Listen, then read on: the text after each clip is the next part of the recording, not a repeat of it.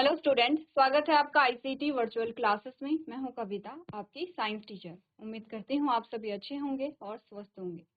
तो क्लास हम यहां पर डिस्कस कर रहे थे अपने चैप्टर के क्वेश्चन आंसर्स, और ये जो क्वेश्चन आंसर्स हैं इन्हें हम रिवाइज कर रहे हैं। जैसे कि हमने प्रीवियस लेक्चर में बात की है कि आपने एक क्वेश्चन पेपर देखा, उसमें आपने क्वेश्चन कैसे आते हैं वो देखा, जिसमें से हमारे पास इस चैप्टर से काफी क्वेश्चन आए थे। तो आपको ये जो चैप्टर है वो अच्छे से समझ लेने, क्योंकि चैप्टर थोड़ा लेंदी है। टिश्यू की बात हुई है तो टिश्यू में दोनों टाइप के टिश्यू की बात हुई है, प्लांट भी और एनिमल भी। तो इसीलिए आप क्या करेंगे, थोड़ा सा ध्यान से इस चैप्टर को पढ़ लेंगे, ठीक है। अभी तक जो क्वेश्चन आपने सॉल्व किए हैं उनमें से आप देख लीजिए आपके पास कौन कौन से क्वेश्चन आए हैं और आपने क्या क्या यहाँ पे सॉल्व किए हैं। बट जल्दी से आपको क्वेश्चन पढ़ लेने हैं और उन्हें रिवाइज कर लेना है। चलिए ठीक है। क्वेश्चन नंबर 1, क्वेश्चन नंबर 2 आपने देख लिया है। नेक्स्ट हमारे पास आया था क्वेश्चन नंबर 3 और क्वेश्चन नंबर 4 हमारे पास आया था। हम डिस्कस कर रहे थे यहाँ पर क्वेश्चन नंबर 5 आपने यहाँ पे सॉल्व कर लिया है। हम डिस्कस कर रहे थे यहाँ पर क्वेश्चन नंबर 6, और क्वेश्चन नंबर 6 में क्या पूछा गया है एक बार ध्यान से पढ़िए। आपने कहा person met with an accident, एक व्यक्ति है उसका एक्सीडेंट हुआ है, in which 2 long bones of the hand were dislocated, और एक्सीडेंट होने की वजह से जो 2 लंबी हड्डियां हैं वो डिसलोकेट हो गई हैं। डिसलोकेट का मतलब है कि वो जो 2 बोन है वो आपस में डिटैच हो गई हैं, ऐसा कुछ आपको बताया गया है। विच अमंग द फॉलोइंग में बी पॉसिबल रीजन, आपने कहा निम्नलिखित में से कौन सा संभावित कारण हो सकता है 2 हड्डियों के डिसलोकेट होने का। आपने कहा टेंडोन ब्रेक हुआ है, इसीलिए जो हड्डियां हैं वो डिसलोकेट हो गई हैं। नेक्स्ट है ब्रेक ऑफ स्केलेटल मसल्स, जो स्केलेटल मसल्स है वो ब्रेक हुई है, इस वजह से हमने कहा कि जो हड्डियां हैं वो डिसलोकेट हुई हैं। लिगामेंट ब्रेक हुआ है या एरियोलर टिश्यू ब्रेक हुआ है, आपको ये बताना है कि इनमें से आपका जो सही आंसर है वो क्या है और क्या रीजन था यहाँ पर जो हड्डी क्या है डिसलोकेट हुई है। अब इसमें सबसे पहले आपको समझना होगा कि क्वेश्चन कहाँ से आया है, किसी पर्सन की बात हुई है, इट मीन्स कि ये जो बात हुई है वो एनिमल्स से रिलेटेड बात हुई है, ठीक है। इट मीन्स कि ये जो बात हुई है ये किसकी बात हुई है, हमने कहा ये बात हुई है यहाँ पर कनेक्टिव टिश्यू की, या सबसे पहले तो एनिमल टिश्यू की।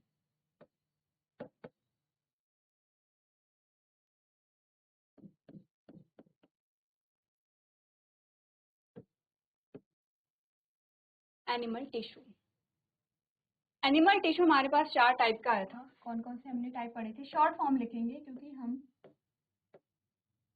रिवीजन कर रहे हैं, तो इसीलिए हम क्या लिखेंगे, पूरी शॉर्ट फॉर्म यहाँ पर लिखेंगे, ठीक है। एपिथेलियल टिश्यू है, चलिए हमने कहा एपिथेलियल टिश्यू है, ठीक है। दूसरा कनेक्टिव टिश्यू है, तीसरा हमारे पास आता है मस्कुलर टिश्यू, और लास्ट आता है नर्वस टिश्यू, ठीक है। एपिथेलियल टिश्यू में हमने अलग अलग टाइप के एपिथेलियल टिश्यू पढ़े हैं, जैसे क्यूबॉइडल एपिथेलियल आता है, ठीक है, जैसे कॉलमनर एपिथेलियल आता है, ग्लैंडुलर एपिथेलियल टिश्यू आता है,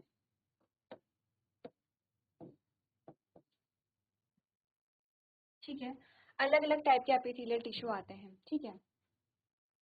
अब हमने कहा फिर से कनेक्टिव टिश्यू है, एपिथेलियल टिश्यू और भी आते हैं। इसके फंक्शन क्या हमने पढ़े थे प्रीवियस लेक्चर में, फंक्शन क्या पढ़े थे, हमने कहा सबसे पहले तो ये क्या कर रहा है, यहाँ पे सुरक्षा, काम क्या है, सुरक्षा देगा, सुरक्षा प्रदान करता है। संरचना,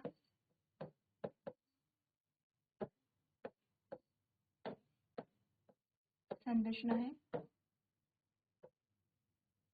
तीसरा हमने कहा यहाँ पे अवशोषण जहाँ पर होता है, अवशोषण का काम है इसका, ठीक है। चौथा हमने कहा श्रावण का काम है जहाँ पर, ठीक है। नेक्स्ट हमने कहा लाइनिंग और कवरिंग करता है। लाइनिंग और कवरिंग में हमने क्या बोला, हमने कहा देखिए, ठीक है, कवरिंग का मतलब होता है कि बाहर से कवर करना, जैसे इसे बाहर से कवर किया जा रहा है। लाइनिंग का मतलब होता है इसे अंदर से क्या किया जा रहा है, अंदर से इसे कवर किया जा रहा है। तो कवरिंग का मतलब बाहर से कवर है, लाइनिंग का मतलब अंदर से है, ठीक है। तो लाइनिंग और कवरिंग दोनों चीजें क्या है, इसके काम होते हैं एपिथेलियल टिश्यू के। अब आते हैं कनेक्टिव टिश्यू में। कनेक्टिव टिश्यू के अलग अलग टाइप होते हैं, जैसे कि आपने कहा कि हमारे पास फ्लूइड में आता है यहाँ पे ब्लड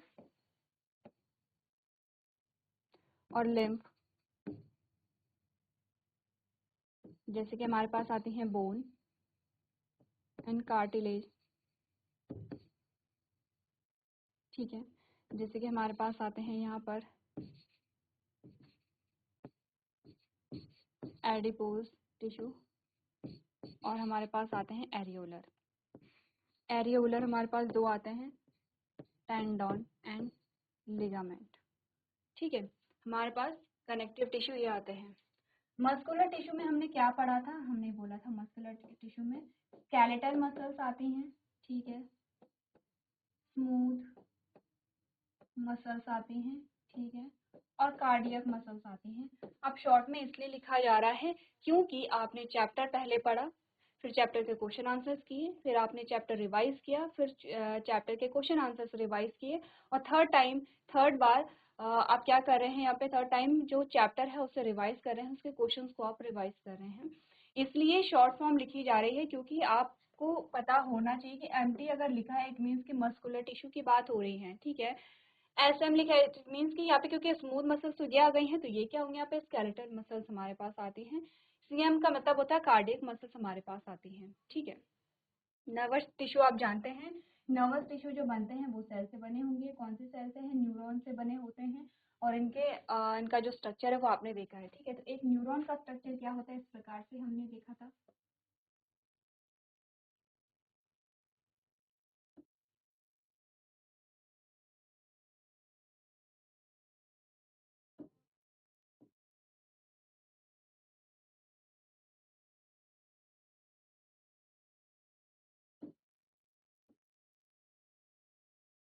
ये क्या होती हैं, नर्व एंडिंग्स होती हैं इस प्रकार से।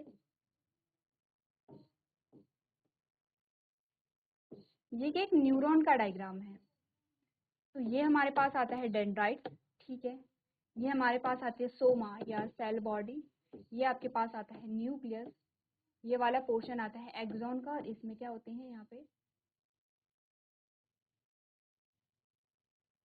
ठीक है, ये आपके पास आते हैं नर्व एंडिंग। ये इस प्रकार से एक सेल का डायग्राम आपने देखा है। ठीक है, ये हमारे पास आते हैं एनिमल टिश्यू। एनिमल टिश्यू के 4 टाइप। अच्छा, फंक्शन के बारे में थोड़ा बात कर लेते हैं। ब्लड और लिम्फ की बात करेंगे तो ब्लड और लिम्फ का सबसे पहला काम है ट्रांसपोर्टेशन में। ठीक है, ट्रांसपोर्टेशन, ठीक है, इसका ट्रांसपोर्टेशन गैसेस हो गई हैं, डाइजेस्टेड फूड है, हॉर्मोन्स है यहाँ पे। और सेकेंड जो इम्पोर्टेंट फंक्शन होता है वो है इम्यूनिटी। इम्यूनिटी प्रोवाइड कराते हैं क्योंकि हमारे इम्यून सिस्टम का इम्पोर्टेंट पार्ट होते हैं। ठीक है, तीसरा हमने कहा ब्लड क्लॉटिंग में, ब्लड क्लॉटिंग में क्या करते हैं, ये हेल्प करते हैं हमारी। ठीक है, जब भी हमें चोट लगती है तो क्या होता है, जो ब्लड क्लॉट बनता है वो क्या होता है, आपके प्लेटलेट्स की वजह से बनता है, जो किसका पार्ट है, आपके ब्लड का पार्ट है। ठीक है, थोड़ा सा कंजेस्टेड जगह हो रही है, थोड़ा हौच पौच हो गई है, लेकिन हम फिर से कह रहे हैं कि क्योंकि रिवाइज कर रहे हैं तो आपको चीज़ें समझ में आ रही होंगी कि हम किस बारे में बात कर रहे हैं। ठीक है, जब हमने चैप्टर पढ़ा था हमने एक एक करके चीज़ें समझी थी। आपने अगर कनेक्टिव टिश्यू की बात कर रहे हैं तो हमने पहले ब्लड को लिया था, फिर हमने ब्लड को पढ़ा था, ब्लड सेल्स के टाइप हमने पढ़े थे, उनके फंक्शंस हमने पढ़े थे, देन हमने लिम्फ की बात की थी, तो हमने एक एक करके चीज़ों को समझा है। ठीक है, जब आप रिवाइज करते हैं तो आप सभी चीज़ों को क्या करते हैं, सम अप करते हैं। इसी से आपको पता चलता है आपको कितना आता है, क्योंकि अगर आप सभी चीज़ें एक साथ पढ़ पा रहे हैं इट मीन्स कि आपको चीज़ें अच्छे से आती हैं।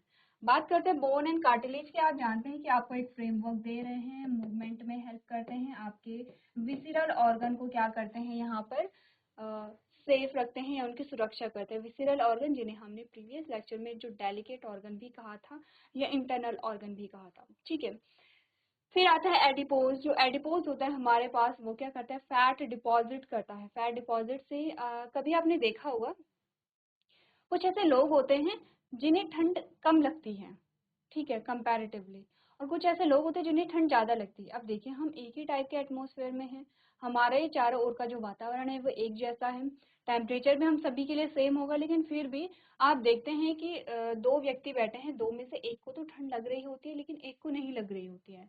क्या रीज़न होता है, आपने कहा फैट डिपॉजिट। जिसकी बॉडी में ज़्यादा फैट डिपॉजिट है उसे ज़्यादा ठंड लगती है, ठीक है, और उसे कम ठंड लगती है। मैं फिर से कह रही हूँ, जिसकी बॉडी में जितना फैट डिपॉजिट होता है उसे ठंड कम लगती है, क्योंकि ये क्या करता है, इंसुलेशन का वहाँ पे काम करता है, इंसुलेट बनाता है बॉडी को, तो उसे ठंड कम लगती है। जिसकी बॉडी में फैट डिपॉजिशन कम होता है उसे क्या होती है, वहाँ पे ज़्यादा ठंड लगती है। तो मोस्टली हम कहते हैं कि फैट डिपॉजिशन, जो व्यक्ति दिखने में मोटा होगा उसमें फैट डिपॉजिशन ज़्यादा हमें देखने को मिलता है, जो व्यक्ति पतला होता है उसमें फैट डिपॉजिशन कम देखने को मिलता है। तो ऐसा नहीं कि 100% अप्लाई होता है, लेकिन मैक्सिमम केसेस में आप देखेंगे कि जो थोड़ा सा दिखने में हट्टे-कट्टे मोटे व्यक्ति होते हैं उन्हें ठंड कम लगती है, किसके कंपैरिजन में, जो कमजोर या जो पतले लोग होते हैं उनके कंपैरिजन में। क्यों? क्योंकि फैट का डिपॉजिशन यहाँ पे अलग अलग हो रहा है। ठीक है, एडिपोज क्या करेगा, फैट का डिपॉजिशन करता है यहाँ पर। अब आते हैं एरियोलर में। एरियोलर हमने दो टाइप के देखे हैं यहाँ पे। ठीक है, एरियोलर हमने टेंडोन और लिगामेंट का देखा है। ठीक है, तो हमने कहा कि एडिपोज का तो क्या है, फैट डिपॉजिशन है। एरियोलर के दो टाइप होते हैं, टेंटिफो टेंडोन, एल्फो लिगामेंट। ये क्या काम करेंगे यहाँ पे, ये जोड़ने का काम करते हैं, कनेक्शन का काम करते हैं। अब वो आपका काम है, आपको ये देखना है कि टेंडोन किसे जोड़ेगा और लिगामेंट किसे जोड़ेगा, क्योंकि यही आपके क्वेश्चन का आंसर आपको बताएगा। ठीक है, आते हैं अब मस्कुलर टिश्यू पे। और जो मस्कुलर टिश्यू है वो तीन टाइप के हमने कहे हैं। सबसे पहले है स्केलेटल मसल्स है, स्मूथ मसल है, कार्डियक मसल्स है। यहाँ पर इनका जो मेन काम है वो है मूवमेंट।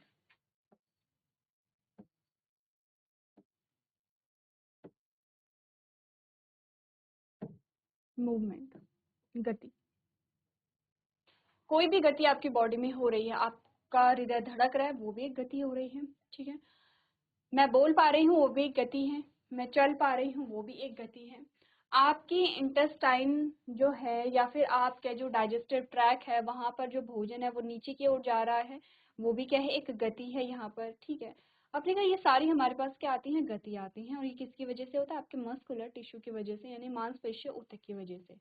तीन टाइप के जो है, ये तीनों का काम ही यहाँ पे क्या है, मूवमेंट है। बस इनकी लोकेशन अलग अलग होती है, अलग अलग जगह पे अलग अलग काम करेंगे। जैसे कि अगर हम बात करें स्मूथ मसल्स और कार्डियक मसल्स की, दोनों क्या है, इनवॉलेंट्री मसल्स होती हैं। ठीक है, इन इनवॉलेंट्री मसल्स होती हैं। इनवॉलेंट्री का मतलब होता है यहाँ पे अनैच्छिक जो आपकी मांसपेशियां होती हैं। ये दोनों ही अनैच्छिक मांसपेशियां हैं, ये दोनों ऐसी जगह पे पाए जाएंगे जहां पर ऐसी गति होगी जो हमारे कंट्रोल में नहीं रहती है। फॉर एग्जाम्पल, आपने कहा कि आपके जो डाइजेस्टिव ट्रैक है उसमें जो मूवमेंट हो रहा है, जैसे फूड है वो वो आपके स्टमक से स्मॉल इंटेस्टाइन में जा रहा है, स्मॉल से हम लार्ज इंटेस्टाइन में हम देखते हैं कि वहां जाता है, ये जो मूवमेंट है। या फिर आपने कहा आपके हृदय का धड़कना, ये जो मूवमेंट है। तो आपने कहा कि ये जो मूवमेंट है ये कैसे होते हैं, हमारे कंट्रोल में नहीं होते। इट मीन्स कि हम अपनी तरफ तरीके से इसे रेगुलेट नहीं कर सकते हैं, कब स्टार्ट करना है, कब कम करना है, कब यहाँ पे जो आपने का जो रेट है उसे हाई करना है, कब रेट कम करना है। जैसे कि आपकी जो हार्ट बीट होती है, क्या हम अपनी मर्जी से उसका रेट ज़्यादा और कम कर सकते हैं? आप देखते हैं कि जब ऐसी कंडीशन आती है, जैसे कि इमरजेंसी कंडीशन आती है, तब आपका हृदय बहुत तेजी से धड़कने लगता है। जब आपको डर लगता है तब आपका हृदय तेजी से धड़कने लगता है। जब आप बहुत खुश होते हैं तब भी आपका हृदय तेजी से धड़कने लगता है। तो हमने कहा ये हमारे कंट्रोल में नहीं होती हैं, यहाँ पर अकॉर्डिंग टू सिचुएशन जो चीजें हैं वो हो रही हैं। ठीक है, वही हमारे पास मूव मसल जो आती है वो आती है वॉलंटरी मसल्स। वॉलंटरी मसल्स का मतलब होता है ऐच्छिक मांसपेशियां, ये ऐसी गतिविधि करेंगे, ऐसी गति को दर्शाएंगे जहां पर जो गति होगी वो हमारे कंट्रोल में होती है। अब इस पे बाद में आएंगे जो आपकी स्केलेटल मसल्स हैं, हम इन दोनों पे आते हैं। हमने कहा दोनों अगर इनवॉलंटरी मसल्स हैं, हम दोनों को अलग अलग क्यों पढ़ रहे हैं, क्योंकि कार्डियक मसल्स को आप देखते हैं सिर्फ अपने हार्ट में, आपके हृदय में। ठीक है, कार्डियक मसल सिर्फ आपके हार्ट में होती हैं, जबकि स्मूथ मसल्स आपके जो विसिरल ऑर्गन है या इंटरनल ऑर्गन है या आंतरिक अंग है वहां पर पाए जाते हैं। ठीक है, तो आपने कहा कि आपकी जैसे आपका डाइजेस्टिव ट्रैक है तो वहां पे कौन सी मसल्स होगी, स्मूथ मसल्स होगी। तो आपके आंतरिक जो अंग होते हैं वहां पे स्मूथ मसल्स होती है। कार्डियक मसल्स आपके हार्ट में होती है। स्मूथ मसल्स कहाँ पर होगी, आपने कहा यहाँ पर जो आपका स्केलेटल, उसका नाम ही स्केलेटल मसल्स का मतलब स्केलेटन जो सिस्टम होता है, जो कंकाल तंत्र है आपका। ठीक है, उसमें जो मांसपेशियां लगी होती हैं उसे हम स्केलेटल मसल्स कहते हैं। और यहाँ पे जो एक्शन होते हैं आपके कंट्रोल में रहते हैं, जैसे कि मैं यहाँ पे चल पा रही हूँ, जैसे मैं अपने हाथ को यहाँ पे फोल्ड कर पा रही हूँ। अब ये जो मसल्स हैं मेरी वो सारी क्या है, स्केलेटल मसल्स है, क्योंकि मैं अपनी मर्जी से इन्हें क्या कर रही हूँ, इनमें गति हो रही है। ठीक है, पता चल गया है मस्कुलर टिश्यू का। अब आते हैं नर्वस टिश्यू पे। नर्वस टिश्यू का जो मतलब था हमने पहले भी समझा था कि आपके वातावरण में, आपके इन्वायरमेंट में जितने भी स्टिमुलस हैं, जितने भी उद्दीपक हैं, उन्हें आप फील कर पा रहे हैं और उनके प्रति आप रिस्पॉन्स देकर कर पा रहे हैं। ये सब किसकी वजह से? नर्वस टिश्यू की वजह से है। आप दो चीजें ध्यान रखेंगे इसमें, स्टिमुलस और दूसरा आप ध्यान रखेंगे रिस्पॉन्स। रिस्पॉन्स, दो चीजें, उद्दीपक और प्रतिक्रिया। उद्दीपक और यह है प्रतिक्रिया। ठीक है, अब आपने यहाँ पर पूरी समरी देखी है। ठीक है, काम क्या है आपका, आपको करना क्या है। अब आपको ये देखना है, मैं आपको हिंट दे देती हूँ, आपके क्वेश्चन का आंसर आएगा यहाँ पर। कनेक्टिव टिश्यू का एरियोलर टिश्यू के जो दो टाइप होते हैं, टेंडन एंड लिगामेंट, अगर आप इनमें डिफ्रेंशिएट कर पाते हैं, इन दोनों की मीनिंग आपको पता है, तो आप अपने क्वेश्चन का आंसर कर लेंगे। तो एक बार चलिए ध्यान से देखिए, टेंडन और लिगामेंट का फंक्शन क्या है वो आपको यहाँ पर पहले देखना है। चलिए, तो अब अगर आपने यहाँ पर अपने क्वेश्चन को देखा है और आपने दोनों के फंक्शन देखे हैं, तो हमने कहा था यहाँ पर जो लिगामेंट होता है,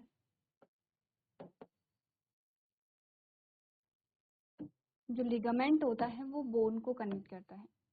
जो टेंडन होता है वो बोन को मसल से कनेक्ट करता है। यही हमने कहा था जब हमने पढ़ा था BLB से, बोन लिगामेंट बोन। तो क्या आंसर आएगा हमारे क्वेश्चन का?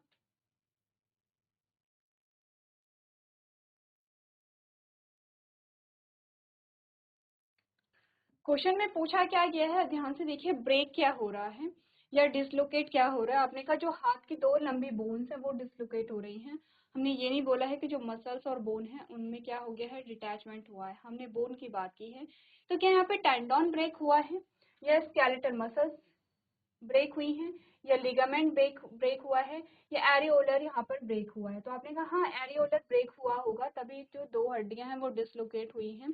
लेकिन एरियोलर तो दो टाइप का होता है, कौन कौन सा हमने बात की है। एक तो ए वाला है जो एरियोलर टिश्यू है, एक सी वाला है जो क्या है, एरियोलर टिश्यू है। ठीक है, अगर हम स्केलेटल मसल्स की बात करें तो हमने कहा मसल्स की हम बात ही नहीं कर रहे हैं, हम बोन्स की बात कर रहे हैं यहाँ पे, कि हाथ की जो दो लंबी हड्डियां हैं वो डिसलोकेट हुई हैं। क्वेश्चन क्या आता है, एरियोलर टिश्यू में आपको देखना है।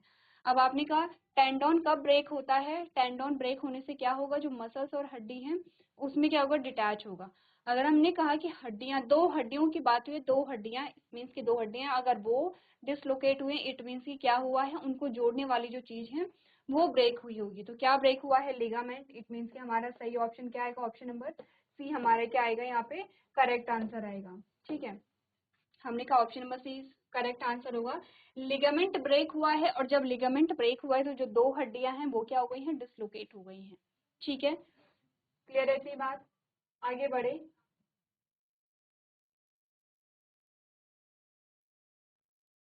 चलिए नेक्स्ट क्वेश्चन देखते हैं। आपने कहा while doing work and running you move your organs like hands, legs etcetera, which among of the following is correct.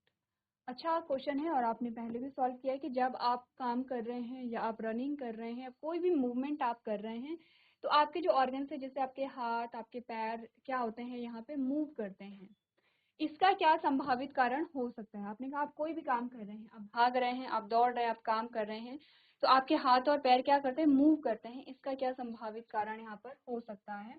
चार ऑप्शंस आपके पास आते हैं। आपने कहा पहले में बोला गया है स्मूथ मसल्स में कॉन्ट्रैक्शन हुआ है, संकुचन हुआ है, और pull the ligament to move the bones, इसने लिगामेंट को क्या किया है, खींचा है। तो हमने क्या बात की, हमने कहा जो स्मूथ मसल्स होती हैं, यानी कि आपने कहा कि यहाँ पर गति से संबंधित है, हमारी बॉडी में मूवमेंट हो रहा है, तो हम बात करेंगे यहाँ पे मसल्स की और बोन की। हम बात यहाँ पे क्या कर रहे हैं, मसल्स, मसल्स की बात कर रहे हैं और हम बोन की बात कर रहे हैं। ठीक है, मसल्स हमारे पास कितने टाइप के आएंगे आपने कहा, एक तो हम बात करते हैं स्केलेटल मसल्स की, ठीक है, एक हम बात करते हैं स्मूथ मसल्स की, और एक हम बात करते हैं कार्डियक मसल्स की। क्लियर है यहाँ पे? चलिए, अब हमने बोला है कि यहाँ पर आपने ये देखा है कि जब भी मूवमेंट होता है तो मसल्स में कॉन्ट्रैक्शन होता है, ये बात तो हमने समझी है। मसल्स में कॉन्ट्रैक्शन होता है तो वो बोन को खींचेगी, बोन को पुल करेगी। आपको देखना ये है कि कौन सी मसल्स में कॉन्ट्रैक्शन हो रहा है और उसने क्या पुल किया है। सबसे पहला कह रहा है कि स्मूथ मसल में कॉन्ट्रैक्शन होता है। ध्यान से देखिए, आपको सिर्फ ऑप्शन पे नहीं जाना है, ये स्टेटमेंट भी पढ़ने की। स्टेटमेंट आपसे किस टाइप के मूवमेंट की बात कर रही है। हमने अलग अलग टाइप के मूवमेंट की बात की है कि एक टाइप का मूवमेंट आपके हार्ट में हो रहा है, एक टाइप का मूवमेंट आपके डाइजेस्टिव ट्रैक में हो रहा है और एक टाइप का मूवमेंट आपके हाथ पैर में होता है जब आप चलते हैं, दौड़ते हैं, जो भी काम करते हैं। ठीक है, आपको देखना है कि किस टाइप के मूवमेंट की बात की गई है। ठीक है, हमने कहा कि जब आप क्या करते हैं, कोई भी काम करते हैं, भागते हैं, दौड़ते हैं, तो आपके हाथ और पैरों में मूवमेंट होता है। क्या संभावित कारण है इसका?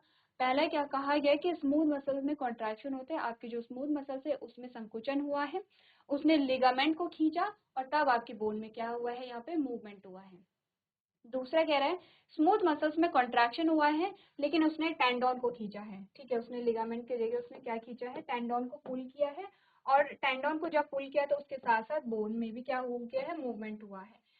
तीसरा कह रहे कि स्केलेटल मसल्स में कॉन्ट्रैक्शन हुआ है और इसने लिगामेंट को पुल किया है जिसकी वजह से बोन में क्या हुई है, मूवमेंट हुई है। और चौथा कह रहे कि इसका स्केलेटल मसल्स में कॉन्ट्रैक्शन हुआ है, इसने क्या किया है, टेंडोन को पुल किया है जिसकी वजह से बोन में क्या हुआ है, मूवमेंट हुआ है।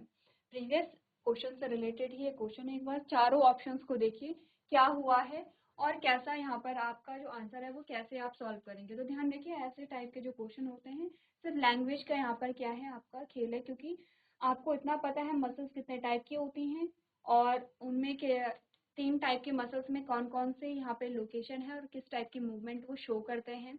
ठीक है, अगर मसल्स में कॉन्ट्रैक्शन होगा तो वो क्या ऐसी चीज पुल कर रहा है जिससे बोन में मूवमेंट हो रहा है। तो ध्यान से देखिए और बताइए क्या आपका आंसर होगा। चलिए, तो क्वेश्चन जो है वो सॉल्व करते हैं। सबसे पहले हम बात करते हैं यहाँ पर, सबसे पहले मसल्स को चूज करेंगे। हमने बोला हमारे पास आते हैं स्मूथ मसल्स,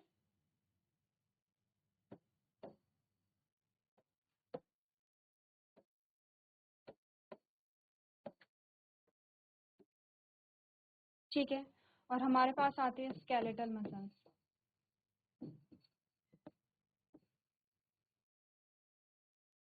ठीक है, स्मूथ मसल्स जो होती हैं वो आपके इनवॉलेंट्री एक्शन के लिए रिस्पॉन्सिबल होती हैं। इनवॉलेंट्री जो आपके एक्शन होते हैं उनके लिए रिस्पॉन्सिबल होते हैं। स्केलेटल मसल्स आपके वॉलेंट्री एक्शन के लिए क्या होते हैं, रिस्पॉन्सिबल होते हैं। अब ध्यान से देखिए कि यहाँ पर जो आपसे पूछा गया है कि जब आप काम करते हैं या जब आप भागते हैं तो आपके हाथ और पैरों में मूवमेंट होता है, ये किस प्रकार की गति है, वॉलंटरी है या इनवॉलंटरी है, सबसे पहले तो ये देखना है। तो ध्यान रखिए, जैसे कि जब आप काम कर रहे हैं, जैसे अभी हम यहाँ पे पढ़ाई कर रहे हैं और पढ़ाई करते टाइम मैं यहाँ पर अपने हाथों को मूव कर रही हूँ या मैं अपने पैरों से चल रही हूँ, या भाग रहे हैं तो भागते टाइम आपके हाथ और आपके पैरों में क्या हो रही है, मूवमेंट हो रही है। क्या इस पे हमारा कोई कंट्रोल है कि हम ना भागें? क्या इस पे मेरा कोई कंट्रोल है कि मैं आपसे बात करें तो मैं अपने हाथों को मूव ना करूं? क्या इस पे कोई कंट्रोल है कि जब मैं आपको पढ़ा रही हूँ और जब मैं चल रही हूँ तो मैं यहाँ पे ना चलूँ, मैं एक जगह पे खड़ी हो जाऊं? तो आपने कहा बिल्कुल, यहाँ पर हमारा कंट्रोल है। हमारा मन है तो हम अपने हाथों को मूव कर रहे हैं, मेरा मन नहीं है तो मैं अपने हाथों को मूव नहीं कर रही हूँ। आप भाग रहे हैं तो आपके पैरों में मूवमेंट हो रही है, आप भाग नहीं रहे हैं तो आपके पैरों में मूवमेंट नहीं होगी। तो सबसे पहले तो हमने कहा कि यहाँ पर ये जो स्टेटमेंट आती है, while doing work and running you move your organs like hands and legs etc. ठीक है, तो जब आप क्या करते हैं, कोई काम करते हैं, जब आप भाग रहे हैं तो आपके हाथ और पैरों में जो गति हो रही है वो ऐच्छिक गति है, वॉलंटरी एक्शन है।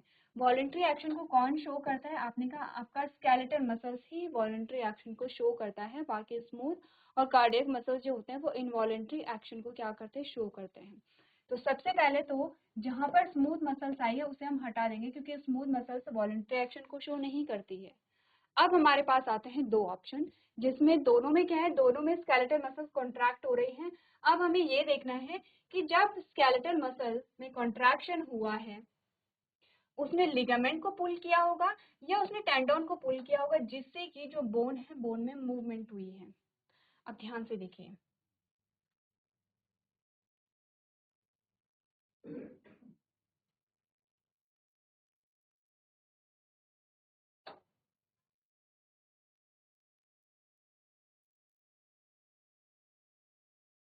ये क्या है? बोन।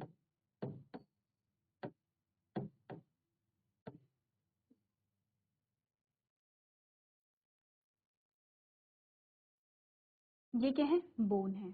ठीक है,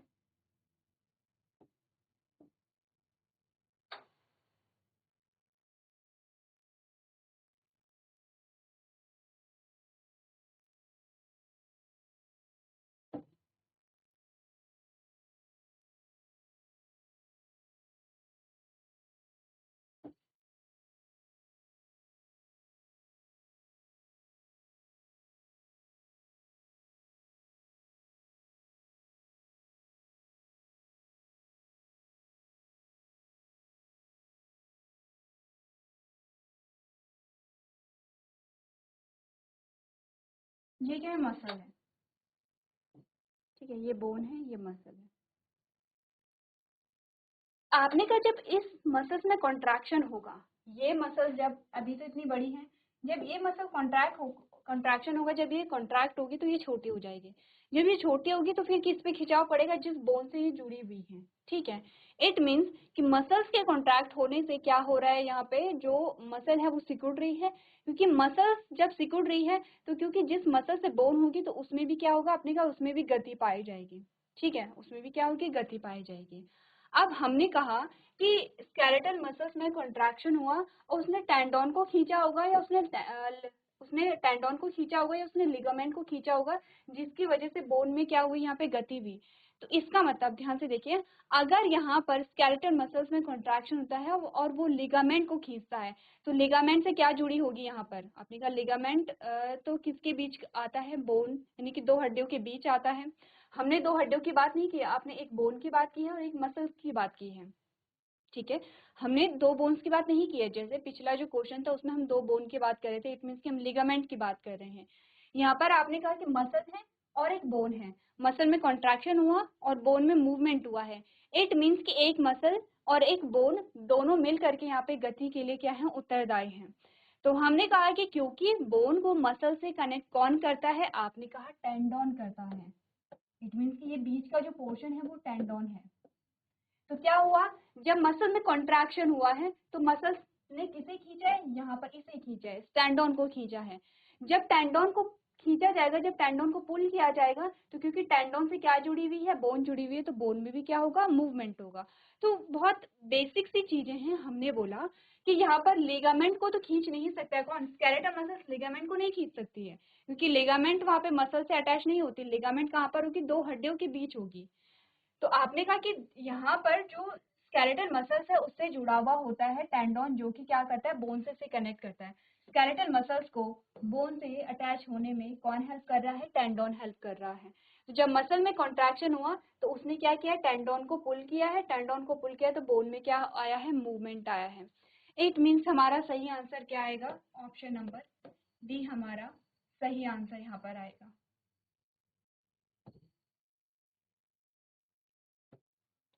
चलिए, क्या है? ऑप्शन नंबर सी आपका, ऑप्शन नंबर डी आपका करेक्ट आंसर है। आगे बढ़ते हैं। आगे बढ़ते हैं और आपको बताना है कि निम्नलिखित में से कौन सी इनवॉलेंट्री मसल्स है, अनैच्छिक मांसपेशी है। तो ये क्वेश्चन आपके घर के लिए है, आपने क्वेश्चन नोट करना है और क्वेश्चन का आंसर करके लेके आना है। तो आज के सेशन में हम इतना ही करेंगे। अभी तक क्लास में बने रहने के लिए आपका धन्यवाद।